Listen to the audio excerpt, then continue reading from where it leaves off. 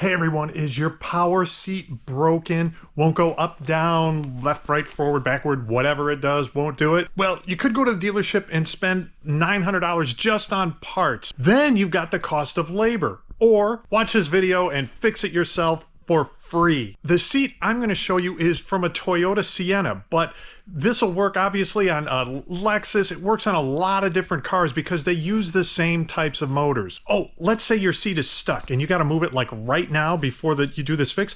I can show you how to do that manually. That's right, you don't even need any power. The motor doesn't need to be working, and I could still show you how to move your seat. So I'm going to show you step by step how to remove the seat and fix just the motor. It's not that hard to do, and hey, at this point, what do you got to lose? All right, it's already broken. All right, let's get to it. All right, nice old dirty seat. The motor that moves it front and back is the one that is broken.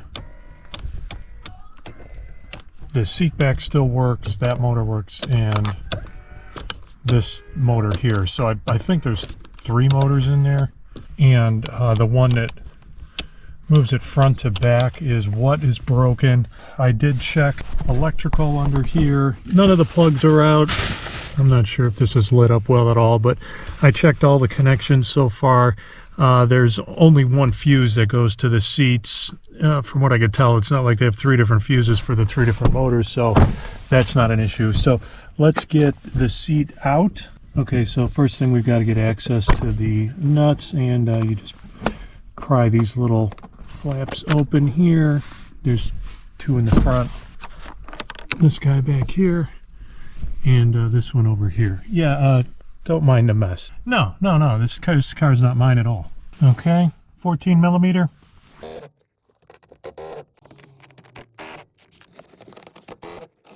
All right, now that I've got all 4 of the bolts out, let's tilt it back slowly. Slowly, because we do have some wires connected in here still. Yeah, we got to disconnect these 3. This wiring loom's got to come off there, and then got these 3 connectors that need to come off. Okay, there's those little tabs always in these connectors that you have to push in order to get them to come out.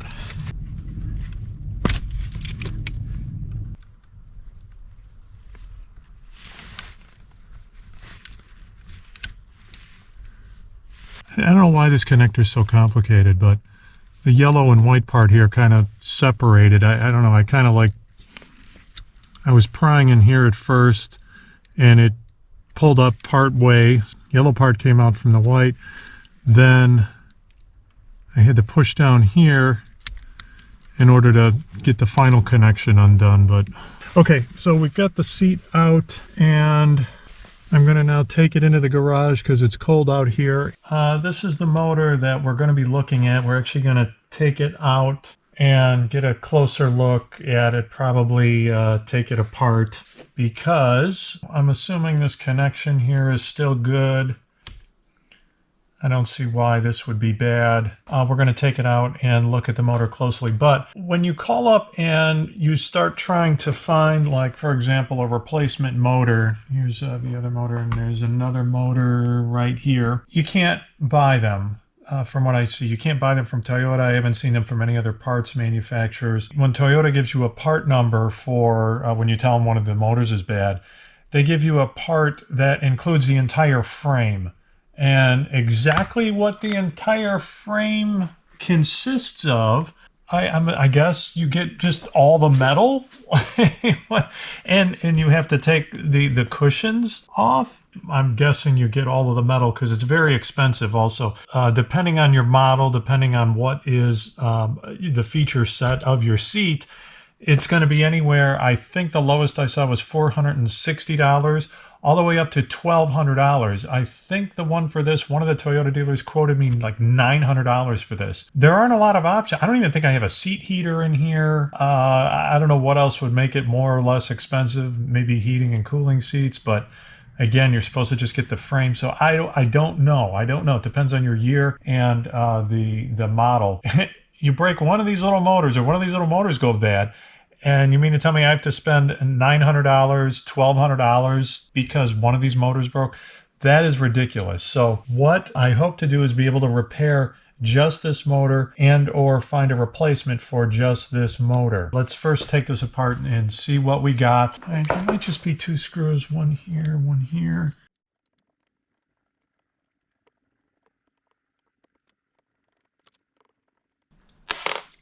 Okay, it came out pretty easy.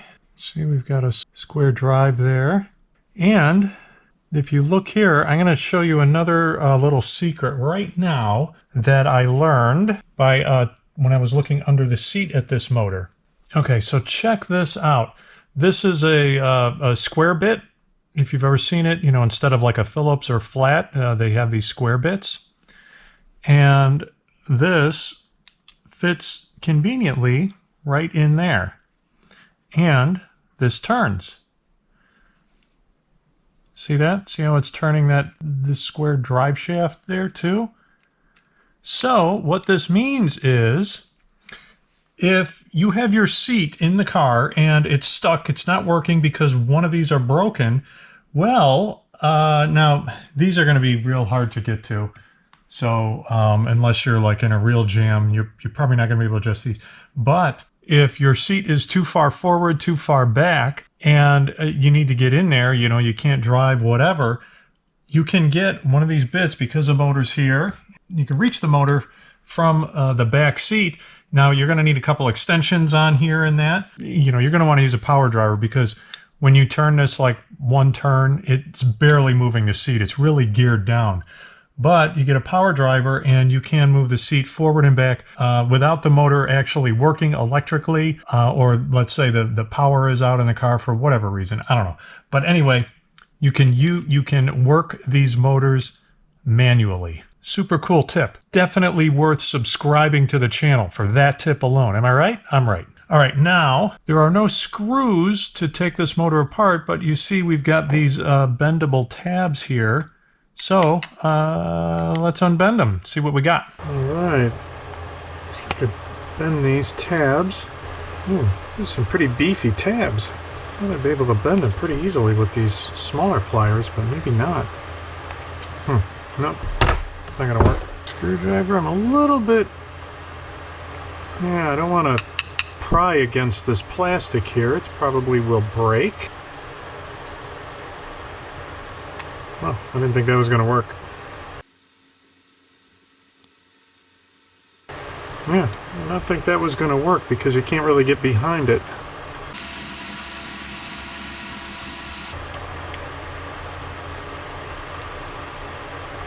Alright, it looks pretty dirty in there. Alright, the little gasket. Alright, this looks extremely dirty here. This is where the, I don't know what that's called, a carbon element. Yeah, so these contacts here can probably be cleaned up. I don't know if that's the issue. It's just because these are real dirty, or these carbon contacts are maybe worn. Alright, so yeah, this is interesting. You can see it's still fairly thick. You know, you could push it in. And then there's this contact here, which there's not much left there at all. So that's probably what the issue is. This carbon wore out. Alright, so first thing is let's clean all this up. Alright, so I got some electric parts cleaner. Look at that. Now, you can also clean these off with an eraser. This should dry off without any residue, and probably, I don't know if I should even be using this paper towel on it, as long as we get all the residue from the paper towel out of there. This actually feels easier to turn now too. Okay, now for this one, there is a lot of gunk built up in there. Okay, that looks much cleaner. You know, just the cleaning alone could help restore this motor, but as long as we've got it all apart and looking at this, we don't have a lot of carbon left in there, so I don't think that's going to do it. But I'm going to test it, maybe anyway. Alright, so I'm going to try to move this spring out of the way. I don't want to take the whole spring out of there because I might have a hard time getting it back in there.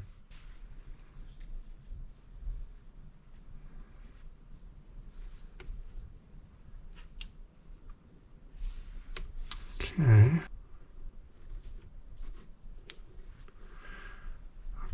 Okay.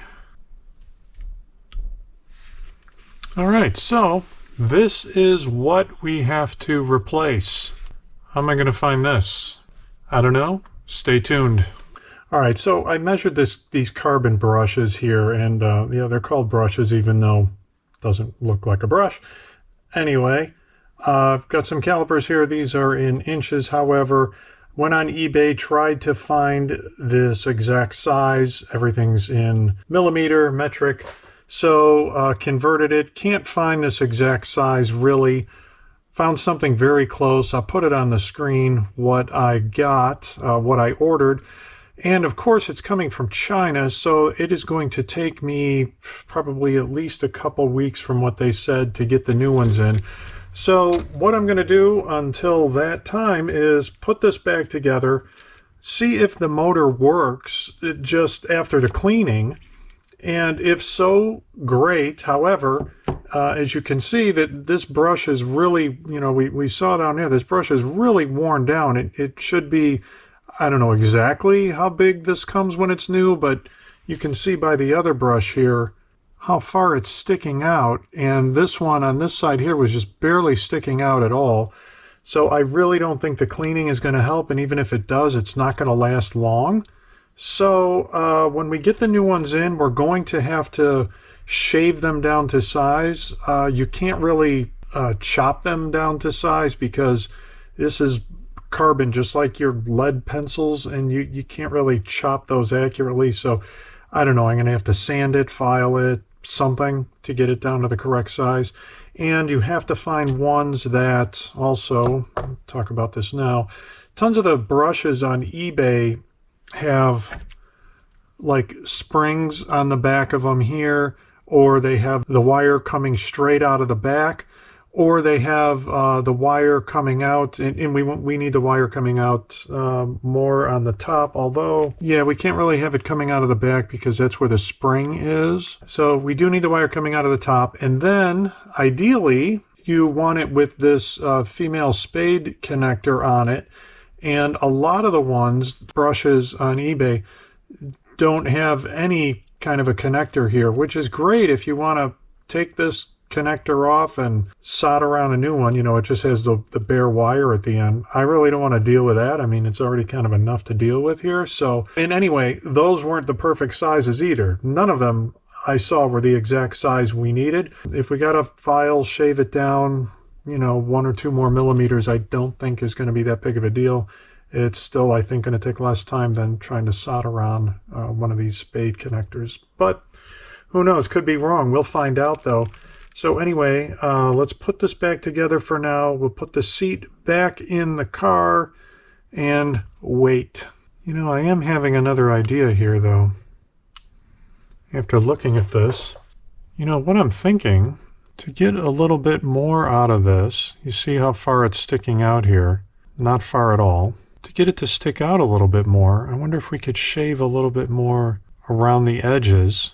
I don't think the spring is bottomed out yet.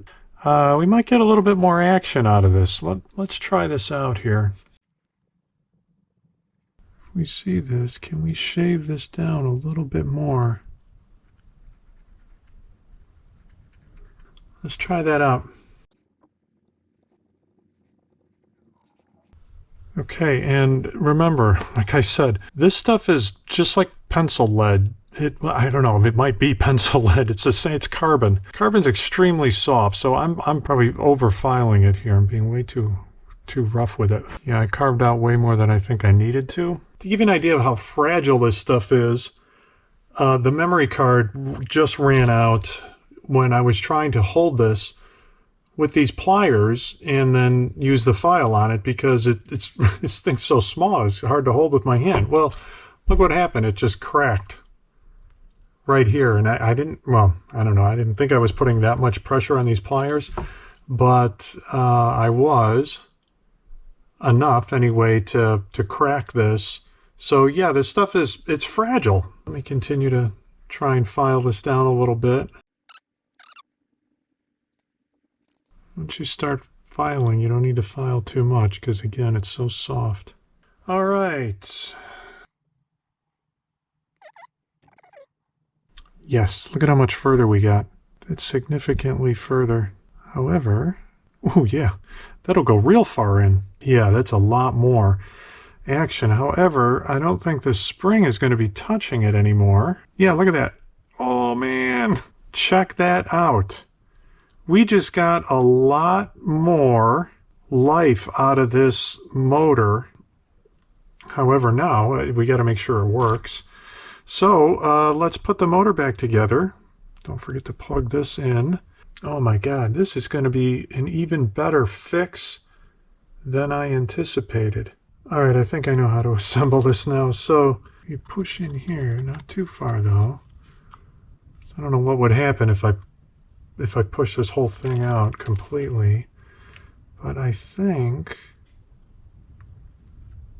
what we can do is get an angle on this thing.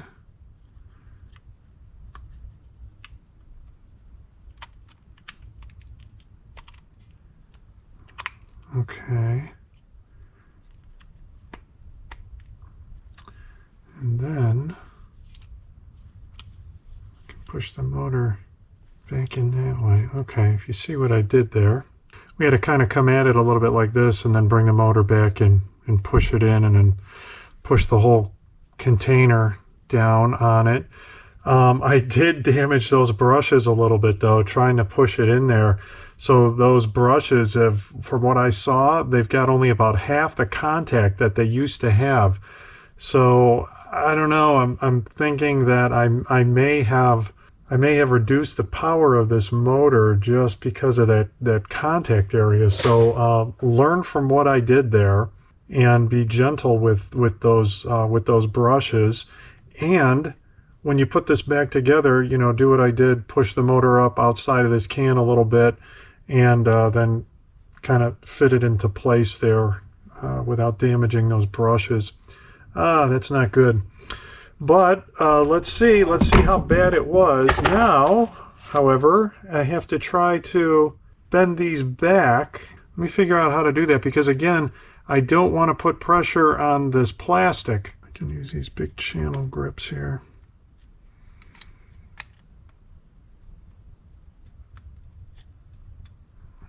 Probably use a vise too. Okay, good. That one.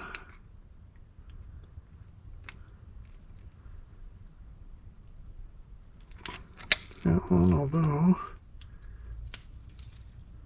I need to hold this together a little bit better.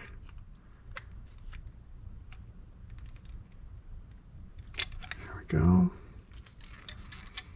And this one looks like it's going to be, oh my God.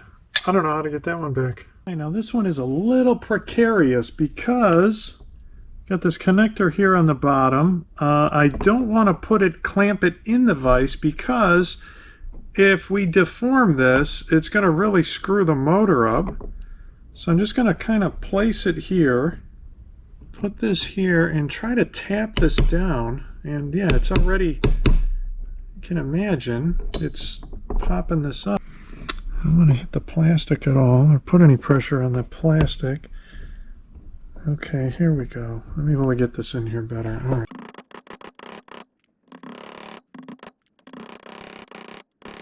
It looks good. I got it in there. Now, let's get it on the car, see what happens.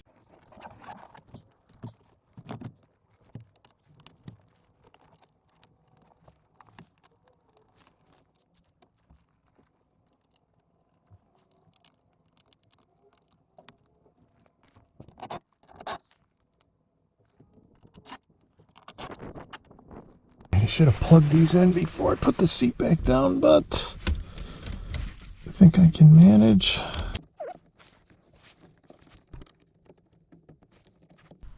The big test. Oh, it works, it works, it works. And just to double check, this works. This works. Ooh, check it out, people. Yeah. All right, so that's it. $0. This was supposed to cost like 900 something dollars. I did it for $0, and now you can too. All right, I've got those other parts coming in, the carbon brushes from China. They're supposed to come in like next week or something like that. Why bother though? Why bother putting them in? This may not last that long. The other carbon brushes, however, I'm not sure how long they're gonna last either, but we know how to fix it now for very little money. Those carbon brushes cost me, I think, $7, $8, $9, something like that. I'll show you where I got what exactly I bought.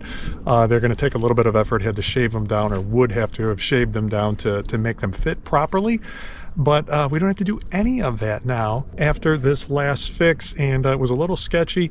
I did show you my mistakes. Hopefully that will keep you from making the same mistakes, and you can do a better job than I did, but in the end it's going to be the same cost. Okay, $0. So thanks everybody for watching. Please like and subscribe. All right, I do some mostly Tesla stuff, but I do some DIY stuff, some fixes, some other reviews, things that I know you're going to be interested in.